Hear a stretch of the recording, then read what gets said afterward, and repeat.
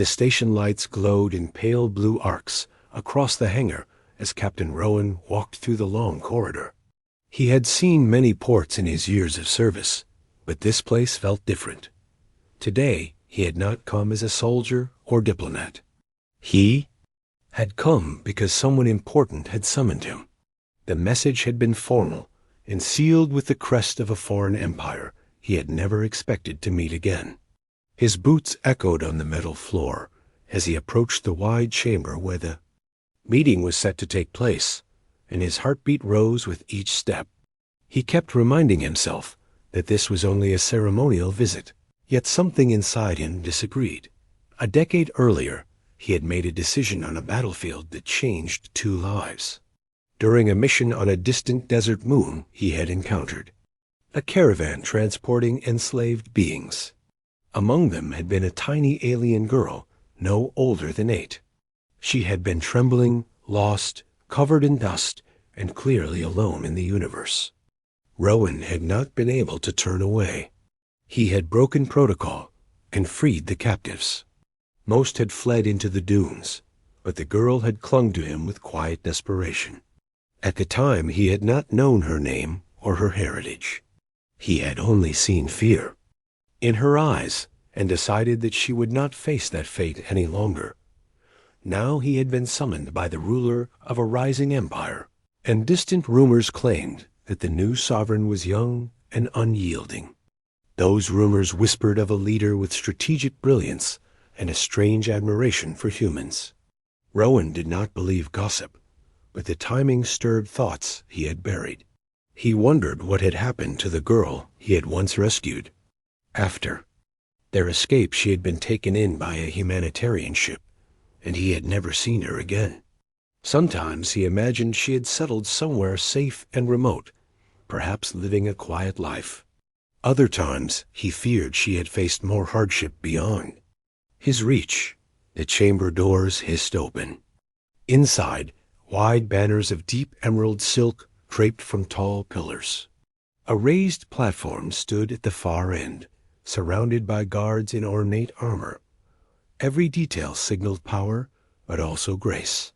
When Rowan entered, the soldiers stepped aside. He stood straight, ready for whatever diplomatic protocol demanded. He did not expect what came next. A young woman stepped onto the platform. Her skin carried a faint silver hue, and her eyes shone like molten gold. She wore a robe of green and black with a simple crest at the collar. But what struck Rowan most was not her appearance. It was the way she looked at him. Her expression held recognition, gratitude, and something deeper, something almost overwhelming. She walked toward him with silent steps, and the entire room bowed as she passed. When she reached him, she spoke in a soft voice that held the authority of a ruler. Her gaze did not waver. She said his name as if tasting a memory. Rowan felt his breath catch. He had heard that voice only once before, long ago, when she had asked in a trembling tone if he would keep her safe. She stopped within arm's reach and looked up at him. Her words echoed across the hall.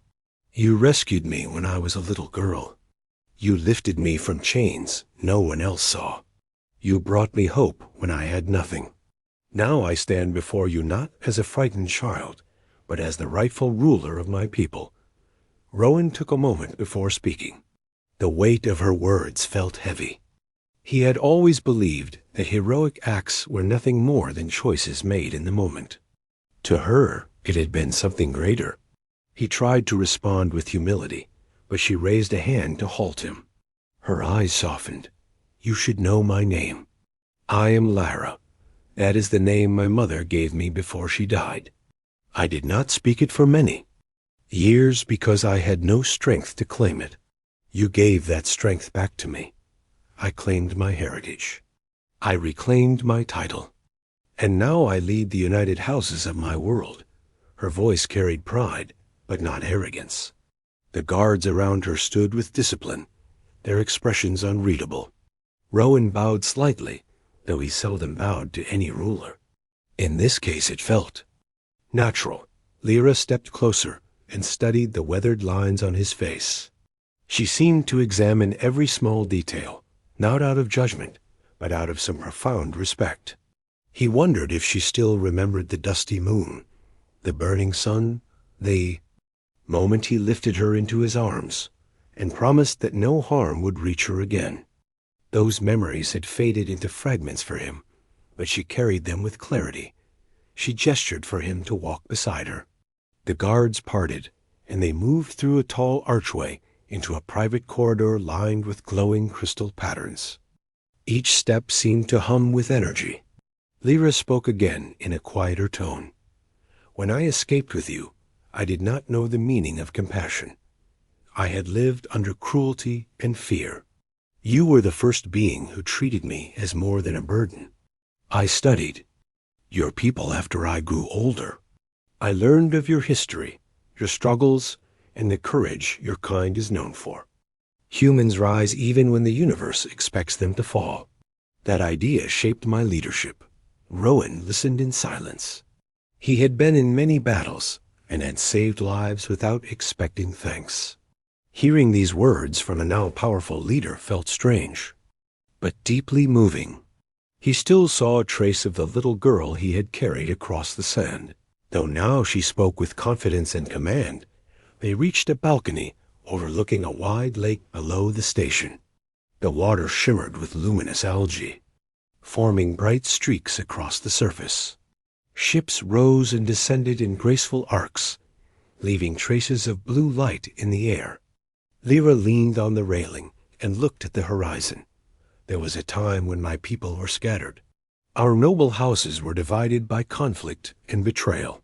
When I returned, they did not know who I was. Many doubted me.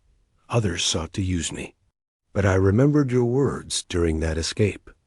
You told me that strength is not shown by lifting a blade, but by lifting another person. So I lifted my people. I gave them unity they had never known. Rowan placed his hands behind his back. He felt humbled that such a simple act during his service had grown into something so vast. He told her that he had simply done what any decent person would do. Lyra shook her head. No. Most would have walked past. Most would have followed orders. You did not, Alice, and because of that, I swore an oath. If I ever rose high enough to influence the universe, I would honor the one who gave me a chance to live. She turned toward him with a solemn expression. Today marks that promise. I wanted you here not to repay a debt, but to show you the impact of your humanity. My people respect you, though they have never met you. They know the story of the human who saved their future queen. Rowan felt the air grow heavier around him. He had never sought recognition, yet the sincerity in her voice left no room for modest dismissal. Lyra continued with calm strength. I invite you to serve as my honored advisor, not in war, but in peace. I want you to guide relations between our worlds. I want you to help shape a future where our people stand together. Rowan paused. He had spent his life in the military. Peace was something he had protected, but rarely lived in. The idea of advising a foreign ruler, especially one he had rescued as a child, carried great responsibility. Yet he saw hope in Lyra's eyes. She truly believed humans could contribute something vital. He asked a simple question. Why him? Lyra smiled with a softness that contrasted her power.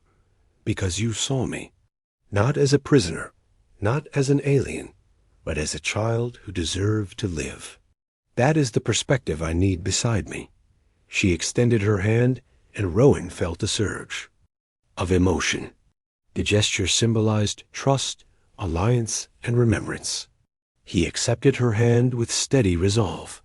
He felt that this was not just a political position, but a continuation of a bond formed long ago. They stood on the balcony as a gentle breeze moved across the chamber. Lyra straightened and spoke again that our worlds face many challenges. Other empires watch us with uncertainty. Some admire our growth. Others fear it. But if we stand together, No force can tear us apart. You taught me that unity begins with compassion. Rowan nodded.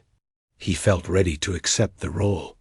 The skies above the lake shifted as a fleet of ships formed patterns in respectful tribute. Lyra watched them with pride. I was once a girl who had nothing. Now I have everything I need to lead. You played a part in that. Your presence here today completes a circle in my life. A messenger approached and bowed to Lyra. He announced that the council awaited her arrival. She dismissed him gently, and then turned back to Rowan. Come with me. Let my people see the one who gave their ruler a future. They walked through a grand corridor filled with paintings that depicted the history of her world. Some scenes showed ancient battles. Others showed celebrations of unity. At the end of the hallway stood massive doors engraved with symbols of peace. The doors opened slowly, revealing a great hall filled with representatives from many regions of her empire. The hall grew silent as Lyra entered with Rowan at her side. Every eye focused on him. Whispers traveled through the chamber. Lyra lifted her hand, and the hall quieted instantly. This human saved me when I was lost. Without him, I would not stand before you today. He chose compassion in a place where cruelty was common. His actions shaped our future. Today, we honor him as a guardian of peace and a friend of our people. The hall erupted with applause. Some bowed, others placed their hands over their hearts. Rowan felt overwhelmed, but stood tall. He realized that his path had taken a turn he had never expected. He felt pride not in himself, but in what Lyra had grown to become. She stood by his side, radiant with purpose. She spoke again, her voice steady and powerful. Let this alliance be a sim.